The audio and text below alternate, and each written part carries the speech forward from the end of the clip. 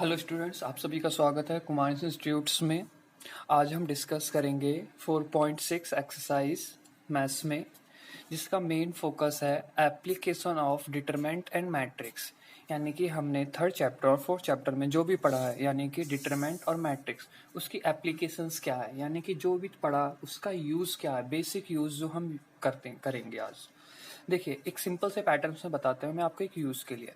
आपने जैसे quadratic equations पढ़े, नॉट ए क्वाड्रेटिक इक्वेशन, आपने 3 वेरिएबल्स की इक्वेशंस पढ़ी होंगी। 4x plus 5y plus 3z equal to 6, 3x plus 10y plus 5z equal to 9, 6x plus 2y plus 3z equal to 12। देखिए, 3 equations पढ़ी होंगी आपने 10 क्लासेस में। अब क्या करना, हमें एक्स वाई जेड की वैल्यू निकालनी है। तो मेन जो एक्सरसाइज है 4.6 इसी पर डिपेंड है। यानी कि अब हम क्या निकालेंगे, what is the value of X Y and Z, लेकिन with the help of determinant and matrix. तो आपको समझ में आया होगा कि इसे एप्लीकेशन क्यों कहा गया है, क्योंकि हम यहाँ पे 3 वेरिएबल्स की इक्वेशंस को सॉल्व कर रहे हैं। वेरिएबल्स क्या है, एक्स वाई जेड, तो 3 वेरिएबल्स की इक्वेशंस होगी, इसको हम सॉल्व कर रहे हैं। लेकिन किसकी हेल्प से सॉल्व कर रहे हैं, डिटरमिनेंट एंड मैट्रिक्स। अब देखिए, इसे सॉल्व करने से पहले, इस टॉपिक पे आने से पहले आपको इसका कुछ बेसिक टर्म्स के बारे में पता होना चाहिए। तो उन बेसिक टर्म्स को समझते हैं। सबसे पहले जो इक्वेशंस होती हैं, ये आपने 10th क्लास में पढ़ा है, लेकिन फिर भी एक रिमाइंड करा रहे हैं। कंसिस्टेंट सिस्टम, एक होता है आपका इनकंसिस्टेंट सिस्टम। अब एक कंसिस्टेंट सिस्टम और इनकंसिस्टेंट सिस्टम है क्या। अब देखिए, कंसिस्टेंट सिस्टम किसको कहेंगे, जिस इक्वेशंस पे, यानी कि जो भी इक्वेशंस होंगे उन पे आपका सॉल्यूशन क्या हो, वन या मोर सॉल्यूशन एग्जिस्ट हो। सॉल्यूशन एग्जिस्ट करेगा, लेकिन कितने, वन और मोर। यानी कि आपको एक सिंपल से वर्ड्स में पता होगा कि एक्स की वैल्यू 1 भी आ सकती है, 2 भी आ सकती है, 3 भी आ सकती है, बहुत ज्यादा भी आ सकती है। एक सिंपल से पैटर्न में अगर आप समझे तो आप तक 10th क्लास में पढ़ा था, अगर लाइन इंटरसेक्ट करती है तो सॉल्यूशन कितना एग्जिस्ट करता है, 1 एग्जिस्ट करता है। अगर लाइन पैरेलल होती हैं तो क्या होता है, नो सॉल्यूशन। अगर लाइंस क्या होती हैं, कोइंसिडेंट होती हैं तो क्या होता है, मैनी सॉल्यूशन। तो यहाँ पे सॉल्यूशन 1 और मोर का मतलब क्या है, पहला पॉइंट अगर आप समझे तो इंटरसेक्ट, और दूसरा पॉइंट कॉन्साइड, यानी कि एक के ऊपर एक दूसरी लाइन। तो यानी कि कंसिस्टेंट में कौन सी 2 लाइंस आएंगी, इंटरसेक्टिंग या कॉन्साइड लाइंस। अब इसका मीनिंग ये हो गया, चलिए एक या एक से ज्यादा सॉल्यूशन होगा तो इसमें होगा। अगर सॉल्यूशन एग्जिस्ट ही नहीं करेगा तो उसे क्या कहेंगे, नो सॉल्यूशन एग्जिस्ट, उसे हम कहेंगे इनकंसिस्टेंट इक्वेशन या सिस्टम्स। अब ऐसा किस में हो सकता है, पैरेलल लाइंस में। ऐसा किस में हो सकता है आपका, पैरेलल लाइंस में, क्योंकि पैरेलल लाइंस ना ही इंटरसेक्ट करती है और ना ही एक दूसरे से टच नहीं करती पैरेलल लाइंस, तो वो क्या हो जाता है, नो सॉल्यूशन एग्जिस्ट। ये आपको समझ में आ गया होगा अच्छी तरह से। अभी लेकिन इसमें भी एक और चीज समझिए, पहला केस फर्स्ट। अब इसमें भी देखिए 2 केस होते हैं। अब हम थोड़ी सॉल्विंग की भी बात करेंगे। आपको पता है इनवर्स कभी भी निकलता है, तो वो कब निकलता है, जब मैट्रिक्स कैसी रहेगी, सिंगुलर मैट्रिक्स। तो suppose determinant of A is non singular. Non singular का मतलब नॉट इक्वल टू 0। अगर नॉट इक्वल टू 0 है तो इसका मीनिंग क्या हो गया, इनवर्स एग्जिस्ट करेगा, यानी कि केस फर्स्ट रहेगा और एक case second. Determinant of a given matrix is equal to 0।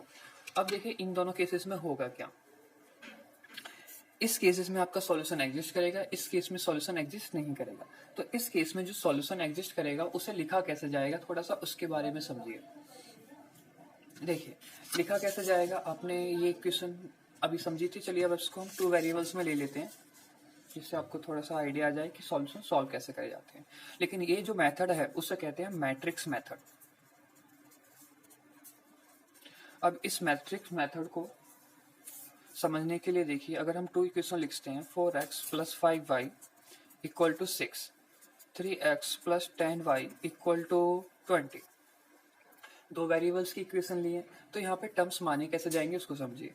A matrix A में हम क्या लेंगे 4, 3, 5, 10।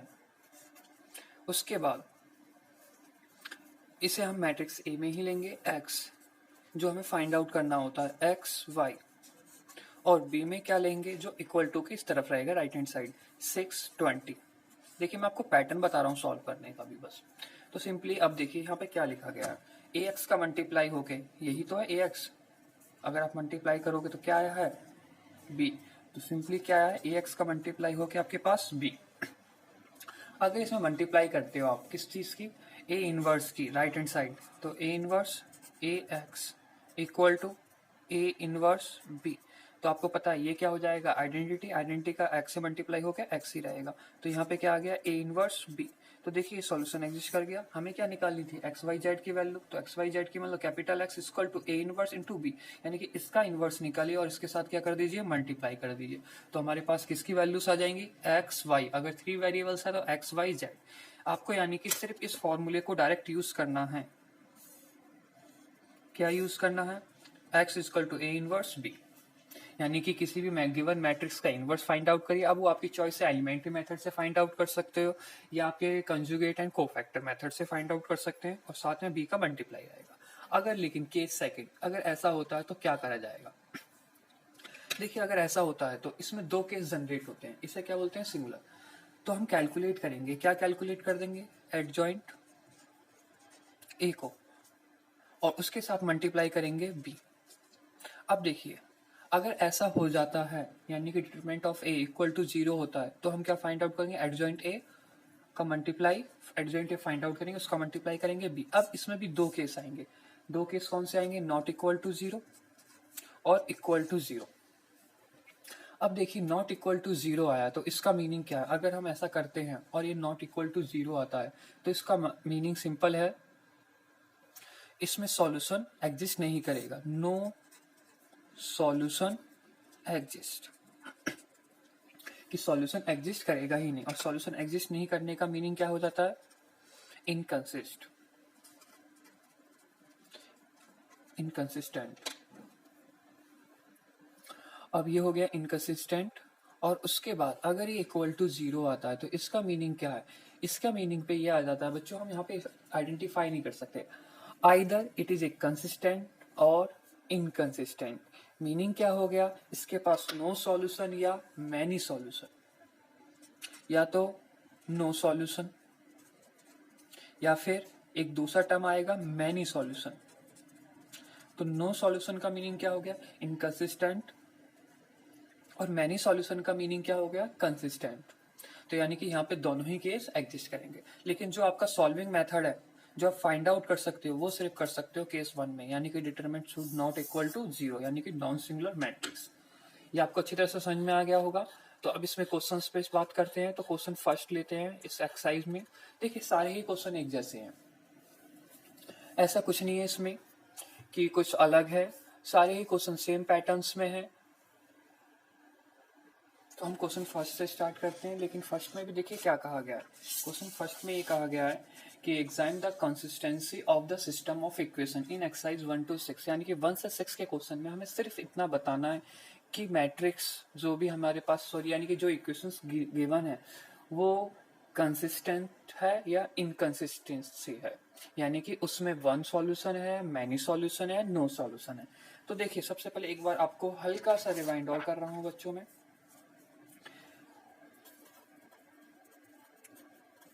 कंसिस्टेंट सिस्टम्स में आएगा क्या, इसमें सिंपल आएगा आपका वन सॉल्यूशन या फिर मैनी सॉल्यूशन। पहला टर्म्स क्या बोला मैंने वन सॉल्यूशन, दूसरा टर्म क्या बोला मैनी सॉल्यूशन।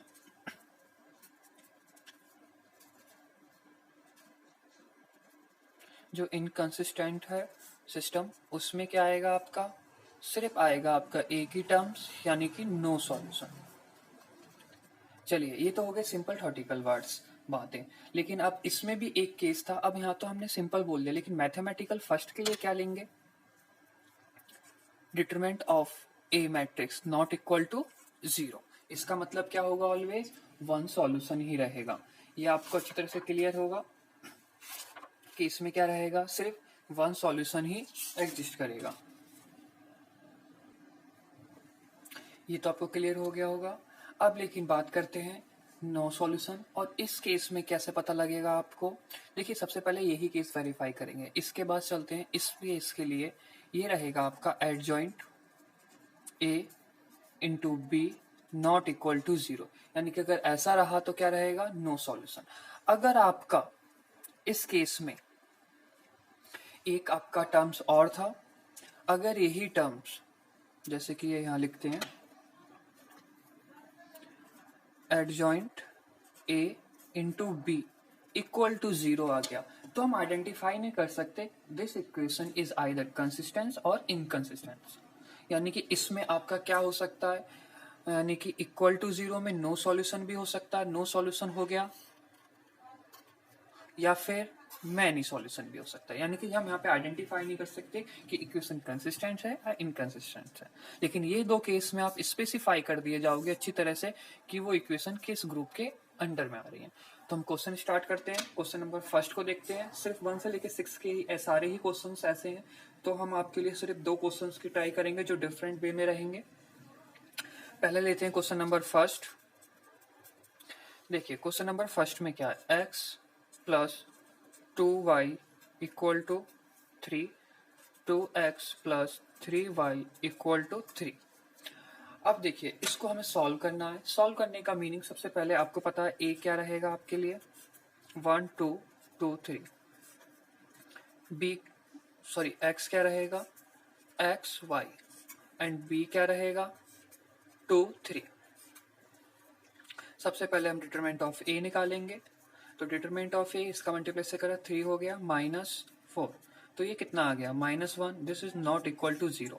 तो इसका मतलब क्या हो गया, system of equations are consistent, meaning consist में वर्ड बार बार बोल दे रहा हूँ, लेकिन ये कंसिस्टेंट है। ये चीज क्लियर हो गई आपको। चलिए, अब लेकिन आपको ऐसा सिस्टम भी जानना होगा जो नॉट इक्वल टू 0 होगा, तो उस केस में हम करेंगे क्या? अब जरा क्वेश्चन नंबर थर्ड को देखिए। हाँ बच्चों, ये बात सही है। इसमें से सिर्फ मैं आपको गिने हुए क्वेश्चन, गिने चुने क्वेश्चन ही करा रहा हूँ, क्योंकि ये बिल्कुल भी टफ नहीं एक्सरसाइज। देखिए, थर्ड क्वेश्चन में x plus 3y equal to 5, 2x plus 6y equal to 8। तो यहाँ पे आपके पास a क्या रहेगा, 1 2 3 6। x क्या रहेगा, x ये कैपिटल x होता है स्मॉल में, एंड b रहेंगे आपके पास 5 और 8। तो देखिए, सबसे पहले आप डिटरमिनेंट ऑफ a निकालेंगे, तो क्या हो गया 6 माइनस 6, तो ये तो इक्वल टू 0 आ गया। यानी कि अब क्या हो गया, ये सिंगुलर मैट्रिक्स है, तो इसका मतलब a इनवर्स डजंट एग्जिस्ट। यानी कि इनवर्स अगर ये आ गया तो इन a inverse does not exist, ये तो एग्जिस्ट करेगा नहीं। बस अभी यहाँ पे पूछा भी नहीं है, इसने पूछा बस कंसिस्टेंस है इक्वेशन या नहीं है। तो अब हम सबसे पहले क्या करेंगे, एडजॉइंट ए निकालेंगे। तो एडजॉइंट ए निकालने के लिए मैंने आपको एक सिंपल सी ट्रिक बता रखी थी, उसमें आपको कुछ नहीं करना होता, बस इंटरचेंज कर देना है। 1 के सामने 6, 2 क्रॉस 2 में 3 के लिए नहीं, और 3 के सामने 2, 2 के सामने 3, 6 के सामने 1। और ये दोनों पॉइंट्स जो होते हैं, इनके साइंस को क्या कर देना होगा, अपोजिट। अगर पॉजिटिव है तो निगेटिव, निगेटिव है तो पॉजिटिव। ये पॉजिटिव है तो ये क्या हो गए, नेगेटिव। या सिंपली आप कोफैक्टर और माइनस का यूज करके निकाल सकते हैं। ये हो गया आपका ये टर्म्स। अब देखिए, साथ में इसी में अगर मैं b का मल्टीप्लाई करता हूँ, तो b क्या है, 5 8। तो मल्टीप्लाई करने से क्या हो जाएगा, 6 इंटू 5 30 हो गया, -16। उसके बाद 3 माइनस 18 प्लस 8। ये आपको समझ में आ गया होगा। सॉरी, ये 3 है, कुछ मिस्टेक्स तो नहीं करी हमने। मैट्रिक्स 1 2 3 6 नहीं सही है सब कुछ, कोई दिक्कत नहीं है। अब देखिए तो इसमें से क्या माइनस करा तो ये कितना हो गया 14 और ये हो गया आपका -10।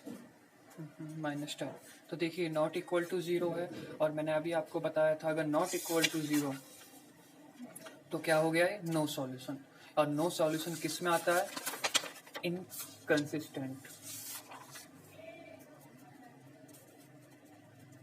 कंसिस्टेंट तो आपको ये चीज़ क्लियर हो गई होगी। तो इसके बाद देखते हैं अब ये 3 वेरिएबल्स के इक्वेशंस हैं तो इनमें भी आपको बस यही आइडेंटिफाई करना है कि आपका सॉल्यूशन एग्जिस्ट करेगा या सॉल्यूशन एग्जिस्ट नहीं करेगा। देखिए 1 से लेके 6 तक के क्वेश्चन आपके अभी सिंपल हैं, इसी तरह से आपको चेक करना है। लेकिन 7 से क्वेश्चन स्टार्ट होते हैं। 7 से क्वेश्चन होते किस तरह से स्टार्ट है, इसमें बोला गया है 7 से solve system of linear equation using matrix method. अब देखिए इतना याद रखिएगा, अगर हम मैट्रिक्स मेथड से किसी को भी सॉल्व कर रहे हैं तो सबसे खास बात रहेगी determinant of A not equal to 0। अगर determinant of A equal to 0 हो गया तो सॉल्यूशन एग्जिस्ट करेगा ही नहीं। तो देखिए अब हम क्वेश्चन करते हैं अब, लेकिन अब कोई 3x3 का क्वेश्चन ले लेते हैं। 7 8 ये 2x2 के हैं। क्वेश्चन नंबर 11 को लेते हैं।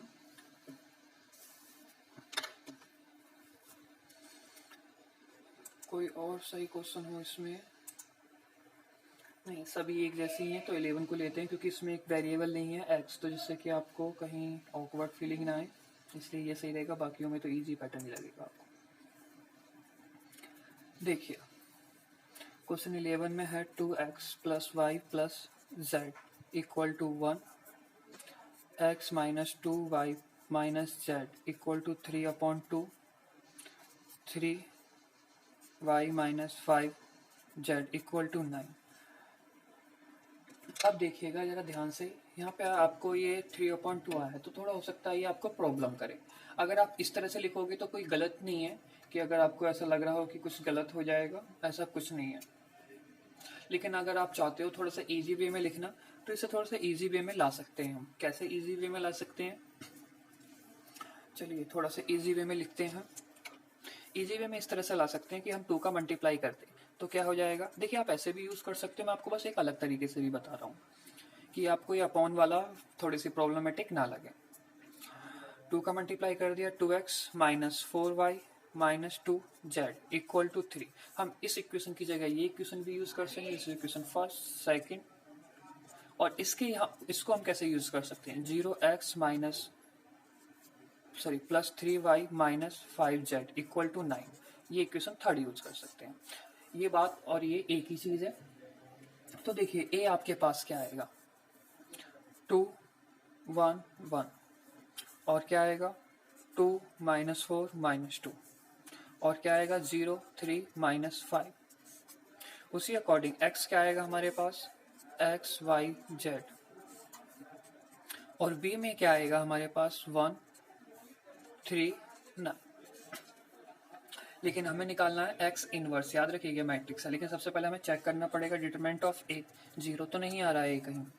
तो देखिए इसमें क्या करते हैं 2, इसका मल्टीप्लाई इससे करा जाएगा तो ये कितना हो जाएगा 20 माइनस 6 और ये हो जाएगा प्लस 6 माइनस 1, तो 2 का मल्टीप्लाई माइनस 5 से तो माइनस 10 माइनस 0 है तो 0 ही रहा प्लस 1। अब देखिए तो इसमें हो जाएगा 6 0, तो ये क्या हो गया 2 इंटू 26 और ये प्लस 10 और ये प्लस 6। तो देखिए इसे मल्टीप्लाई करने के बाद 52 प्लस 10 प्लस 6, तो ये कितना हो गया 8 एंड 6 68। तो this is not equal to 0, यानी कि a इनवर्स क्या करेगा आपका एग्जिस्ट करेगा। तो अब a इनवर्स एग्जिस्ट करेगा तो अब हमें a इनवर्स की वैल्यू निकालनी होगी। तो देखिए बेसिकली हमें निकालनी तो वैल्यू x की है, तो इसके लिए a इनवर्स b, यानी कि अब हमें पहले किस पे काम करना पड़ेगा a इनवर्स पे काम करना पड़ेगा। और a इनवर्स के लिए ये आपके पास a है, तो सबसे पहले ए इनवर्स का फॉर्मूला आपको पता है क्या है, A inverse 1 determinant of A adjoint A. तो यानी कि अब हमें सबसे पहले क्या निकालने पड़ेंगे, एडजॉइंट। अब एडजॉइंट निकालने का मीनिंग हो जाता है पहले कोफैक्टर्स निकालना है, तो पहले इस एलिमेंट का निकालते हैं A11 का। चलिए एक फॉर्मूला फिर भी लिख देते हैं, आई जे क्या होता है -1 I प्लस जे एम आई जे। हम 1 का निकाल रहे हैं तो ये प्लस में ही रहेगा, और सिंपली इसका इससे मल्टीप्लाई करा तो कितना हो गया 20 माइनस और प्लस 6 इक्वल टू हो गया 26। A12 की बात करेंगे यानी कि इस एलिमेंट्स के लिए, तो 2 का मल्टीप्लाई 5 से -10 -0। लेकिन ये टर्म्स किस में रहेगा, माइनस के, क्योंकि ये पावर क्या रहेगी, ऑड रहेगी। तो ये हो गया +10। 13 के लिए प्लस में ही रहेगा ये, तो 6 -0 तो यानी कि 6। उसके बाद A21 ये नेगेटिव ये वाला एलिमेंट है, तो 1 का मल्टीप्लाई -5 से, तो -5 -3 तो -8 होना है, तो +8 हो गया। अब इसके बाद देखिए A32 2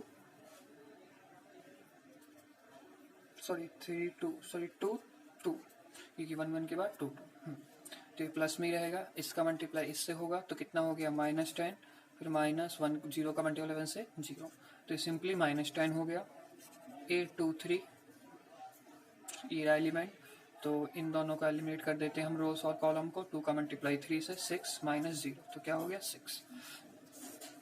अब बात करते हैं A31 की। 31 देखिए, और एक और चीज़, ये नेगेटिव देगा तो यहाँ पे ये नेगेटिव, तो ये हो गया नेगेटिव। ये चीज़ों को ध्यान रखना होगा आपको। 31 पॉजिटिव भी देता है, कोई फर्क नहीं पड़ेगा। तो ये क्या हो गया -2 माइनस, और ये माइनस माइनस +4, तो कितना हो गया +2। A32 ये एलिमेंट है, नेगेटिव होगा इसके लिए, तो ये हमने छोड़ दिए। तो 2 का मल्टीप्लाई -2 से -4 और -2। तो देखिए एक मिनट बच्चों, कहीं गलत तो नहीं कर दिया, कौन सा एलिमेंट था 32, यानी कि ये 2 का मल्टीप्लाई -2 से -4 -2 बिल्कुल सही है। -6 होना है तो क्या हो गया +6। A33 की बात करते हैं आप, ये एलिमेंट्स है, तो 2 का मल्टीप्लाई -4 से, तो -8 -2 तो कितना हो गया -10।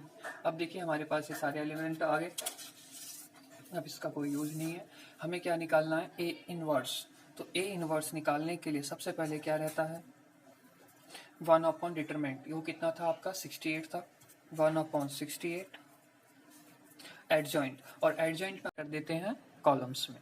तो ये क्या हो जाएगा 26 10 6 8 -10 -6, और ये क्या हो जाएगा 2 6 -10।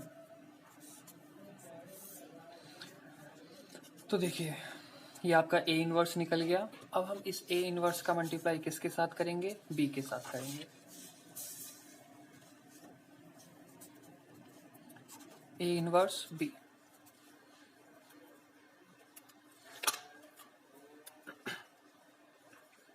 तो अब आपको ये पता होगा ए इनवर्स की वैल्यू आई है 1/68।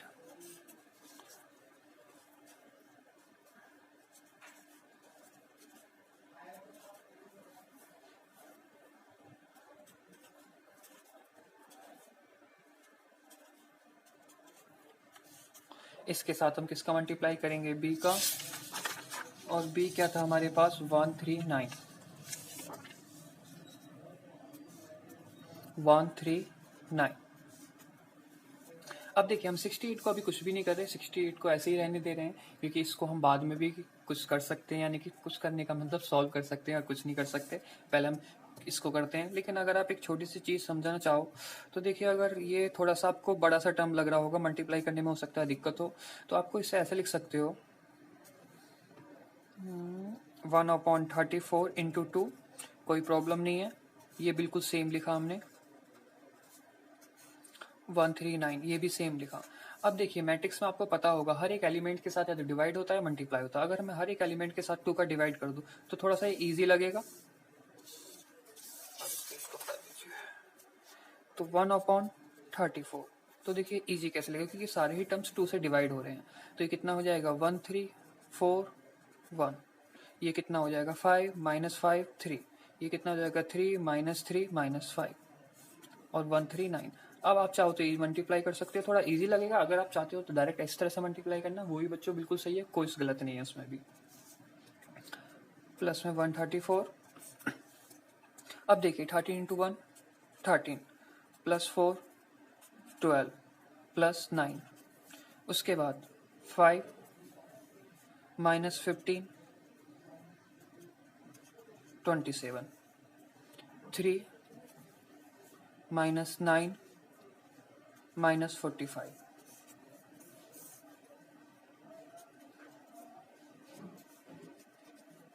अब इनको क्या लिख देना, हमें सिंपली सॉल्व करके लिखना है। तो अब देखिए सॉल्व करके लिखने पे ये टर्म्स आएंगे कितने। अब इस चीज को देख लेते हैं। ये हो गया आपका सॉल्व करने पे 34, ये हो जाएगा आपका 17 और -51। अब देखिए इसे सिंपली डिवाइड कर दीजिए तो ये क्या हो गया आपका 1/2 और ये तो पूरा कटेगा ही नहीं। हाँ -51 एंड 34 17 के टेबल पर हो गया।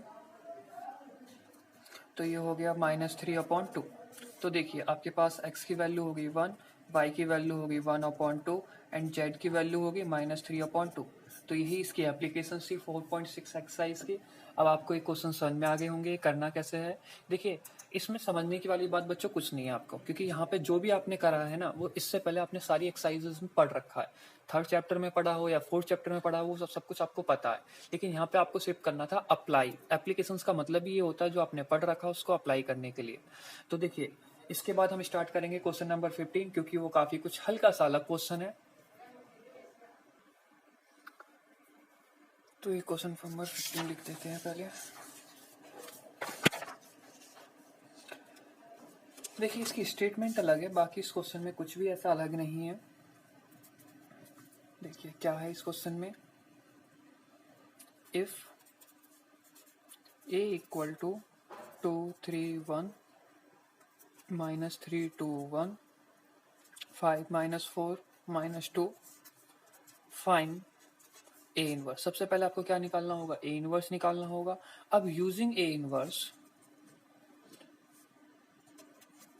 यानी कि उसी ए इनवर्स का यूज करना है एंड सॉल्व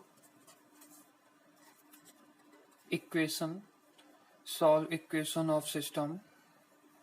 चलिए सिंपल इक्वेशन। अब देखिए इक्वेशंस क्या है, 2x - 3y + 5z equal to ये हो गया 11 आपका, 3x + 2y - 4z equal to हो गया -5x + y - 2z हो गया आपका ये -3।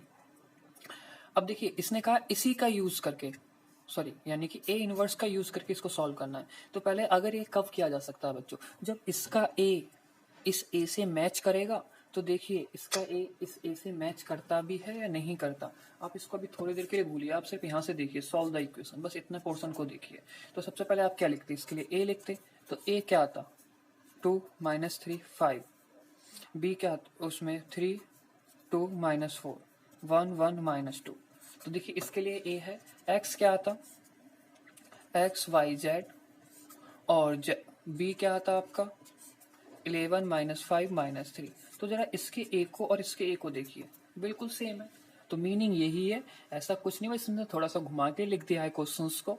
तो अगर आप पहले इस क्वेश्चंस की हेल्प से ए इनवर्स निकाल लोगे तो क्या प्रॉब्लम है, क्योंकि आपको पता है, क्योंकि हमें पहले सॉल्व करने के लिए क्या निकालना होता है, ए इनवर्स। तो हम इस ए इनवर्स का यूज इसमें कर सकते हैं। क्यों कर सकते हैं, क्योंकि इसका ए जो हमें गिवन है और इन इक्वेशन से जो ए फॉर्म होता है वो क्या था, सेम था।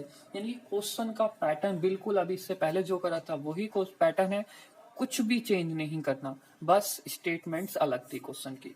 तो इसे आप खुद सॉल्व करिएगा, और नहीं होता तो बच्चों क्लासरूम में, तो क्लासेस में आप कुछ भी पूछ सकते हैं, कोई दिक्कत नहीं, जैसी क्लासेस स्टार्ट होती हैं। तो अब एक लास्ट क्वेश्चन रह गया है, क्वेश्चन नंबर 16। अब वो क्वेश्चन है स्टेटमेंट में, तो उस क्वेश्चन को भी समझिए, स्टेटमेंट के क्वेश्चनों को, क्योंकि आपको स्टेटमेंट को उसमें लिखना आना चाहिए होगा। इस क्वेश्चन को भी पूरा लिखा जाए। चलिए पूरा लिखते हैं, क्योंकि सबसे मेन है आपको इसमें समझना, क्योंकि यहाँ सॉल्विंग नहीं चल रही है आपकी, यहाँ समझना आपका अंडरस्टैंडिंग, क्योंकि एप्लीकेशंस है कि अप्लाई कैसे करोगे आप क्वेश्चंस पे। The cost of 4 kg onion, 3 kg wheat and 2 kg rice is 60 rupees. The cost of 2 kg onion, 4 kg wheat and 6 kg rice is 90 rupees. उसके बाद the cost of 6 kg onion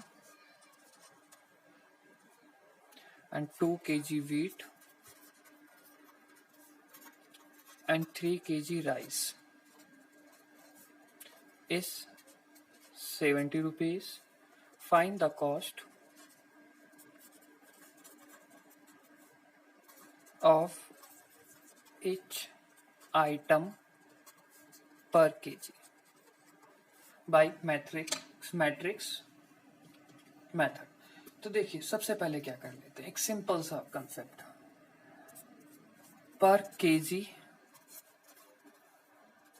onion के लिए मान लेते हैं x, उसके बाद wheat है और इसके मान लेते हैं y, उसके बाद क्या था, वीट ओनियन राइस z। ये पर केजी क्या है, कॉस्ट तीनों के लिए। तो देखिए पहली लाइन बस इतना देखना आप, ठीक है। तो देखिए इससे क्या फॉर्म हुआ, इससे सिंपल आपको दिख रहा होगा 4 kg यूनियन, 1 kg का कितना था x, तो 4 kg का कितना हो गया 4x। 3 kg वीट, 1 kg का कॉस्ट कितना है y, 3 kg का 3y। 2 kg राइस, 1 kg का z, 2 kg का 2z, और सबका कॉस्ट कितना दिया 60। एक इक्वेशन फॉर्म हो गई आपकी। अब फिर बाद में ये देखिएगा बस 2 kg ओनियन, तो 1 kg का y, 2 kg का 2x प्लस 4 kg वीट का 1 kg का y, 4 kg का 4y, उसके बाद 6 kg राइस, 1 kg का z, 6 kg का 6z, टोटल कॉस्ट कितना है 90। अब आप ये थर्ड वाली लाइन देखिए, जिसमें बोला गया 6 kg 6 kg ओनियन, तो 1 kg का y तो 6x, 1 kg का x, 6 kg का 6x, वीट 1 kg का y, 2 kg का कितना हो गया 2y, उसी अकॉर्डिंग राइस 3z, टोटल कितना हो गया 70। तो बताइए आपकी इक्वेशन फॉर्म होगी, और इन इक्वेशंस को क्या करना है, आपको सॉल्व करना है। सेम पैटर्न है, सब कुछ लॉजिक सेम है, बस याद रखिएगा ये हो जाते हैं थोड़े से वैल्यू बेस्ड क्वेश्चंस, जिनमें आपके स्टेटमेंट दी गई होगी और उससे आपको किस में कन्वर्ट करना पड़ेगा, इक्वेशंस में। ये आपने छोटी क्लासेस में बहुत करा होगा कि आपकी स्टेटमेंट आती थी, उसको आप किस में कन्वर्ट करते थे, इक्वेशंस में, और उसके बाद सिंपली क्या करते थे, सॉल्व। ये 10th क्लास में भी था आपके चैप्टर्स में, 3rd चैप्टर था जो इक्वेशन चैप्टर था। अब देखिए ये आप क्वेश्चंस बिल्कुल आराम से सॉल्व कर सकते हो। तो यहाँ पे आपकी खत्म होती है 4.6 एक्सरसाइज, तो यानी कि 4th चैप्टर आपका कंप्लीट हो जाता है आज। अगर बच्चों इसमें से सॉल्व करने के बाद अगर आपसे कोई सा भी क्वेश्चन नहीं होता है, गारंटी आपसे सारे ही क्वेश्चन हो जाएंगे, क्योंकि इसमें ऐसा कुछ भी नहीं है एक्सरसाइज में, बस आपको लॉजिक समझना था। अगर कोई सा भी क्वेश्चन नहीं होता है तो क्लासरूम जैसे ही इस लॉकडाउन के बाद जैसे ही क्लासरूम में क्लासेस स्टार्ट होंगी तो वहाँ पे आप पूछ सकते हो कुछ भी। थैंक यू सो मच, पढ़ते रहिए।